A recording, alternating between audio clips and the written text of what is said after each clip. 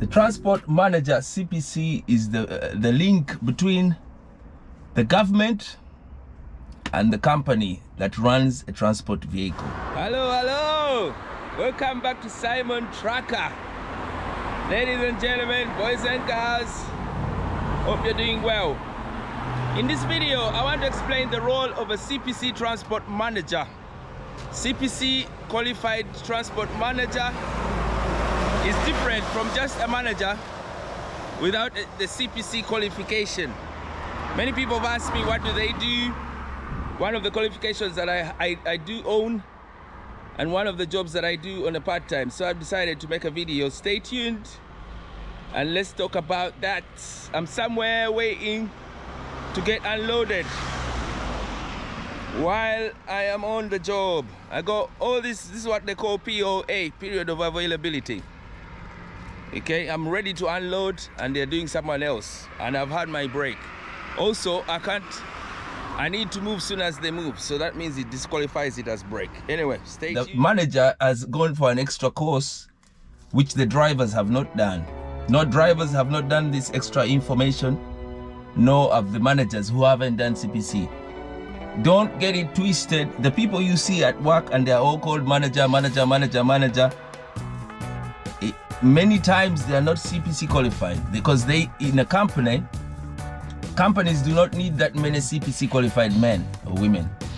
That means it doesn't help you to go and hire 4 of them if you have, because it's relating with the number of vehicles and number of managers. What I'm trying to say to you is the CPC transport manager has done extra course to link him with the company and the government, rules and everything. If there's anything that you want to know, the CPC manager has got all the info the drivers know, all the info that the managers know. CPC qualified person learns it and has to pass the course. That course is the hardest driving course that I've ever gone through. Believe you me, I've done so many courses. The only course in driving around lorries and vehicles that I've not done is the one with the cranes. HIAB, crane assisted lorries. I've never done that. Never really got a chance. I think I was going to do it because now I was getting used to construction vehicles, but then now I'm losing interest. I don't like that game that much. But it'd be nice to know that kind of that crane would be very nice to know. But I still ask you, what does the transport manager exactly do? So what do they actually do in reality terms, in real for real? Right, there are 3 things. It's the driver, the vehicle, the paperwork. That's how I categorize those 3 things that I'm meant to do as a transport manager. Right.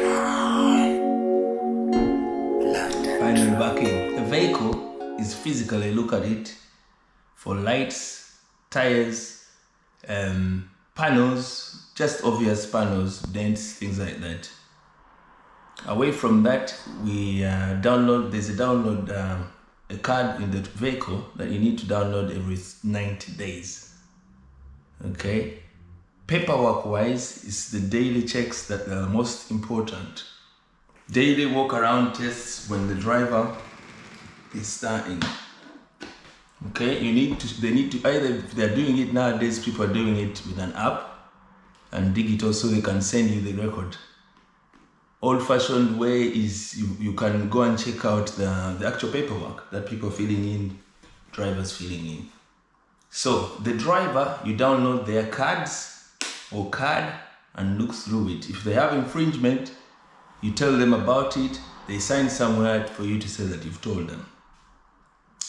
The vehicle is physical. You're not expected to be a mechanic, but you should look around generally and see that it's in fit and proper for the road, as well as downloading it every 3 months. Download the card. That's it, innit? Paperwork. Apart from that, when you're on the road, another paperwork that you need to have is that daily check around with your signature, the date, and the ticks. And also, if you had a defect, you need to show that you sorted the defect. So paperwork, driver, vehicle. if it's a one-man band, I'm obliged to have about 4 hours a week. 4 hours a week for one truck to up to 6 trucks. Between 6 and 10 trucks, you need 8 hours a week. That's when it goes serious. But say if you have 3 or 2 one-man people or one-woman band, you can do those in one day, because you can allocate 4 hours each times 3, which is 12. And then the next day, there is this myth. I want to bust this myth that CPC transport managers are not allowed to drive. They are. What it is they are under the working time derivative. Meaning, if I do if I did today, went to supervise someone, I need to have my 45 hours weekly rest before I go into a truck. That means if I go and do 3 jobs, 4 hours each, a very busy supervisory day for the companies, I need to rest about that for 2 days. That means I lose 3 days in total. That means I'm left with 4 driving days. That explains it, because I've had it a few times. You're a manager, I don't think you're supposed to drive. You are allowed, but you count what you're doing in the week. Some managers are not drivers, they're nothing to do with driving. They work other things, but even they are limited under working time derivative. Okay, so many things you need to read and understand. So many things I've left out because I'm only telling you informally. But this is a course that I've always encouraged. Drivers are short. The economy is short of drivers, but CPC managers is extreme, really extreme. In reality, I know only one other manager, which is the guy who I met through this channel who ended up passing. There's one other guy we're waiting to pass.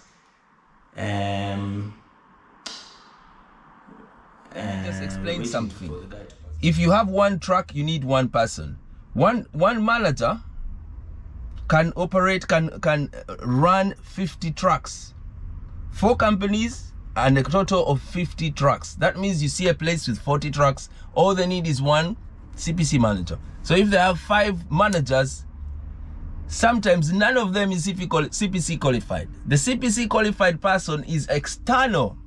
I'm going to the next level actually. That brings me to the next step of explanation. The next step of explanation is this manager can be either internal or external. External just means it's the same rules we've been talking about IR35 and contractors. External means you're coming as a contractor. You get your bits done, get paid at a certain time, and that's it. You don't really work under their paperwork. Like you're not a permanent worker.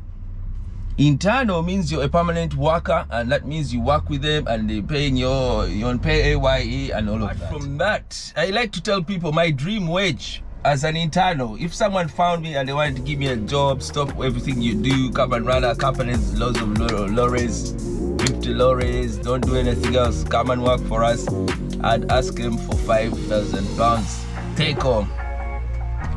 Yeah. Why not? Why can't I not say to you, that's it? I think that's why I am worth. If I'm running trucks for a big company, I want 5 Gs.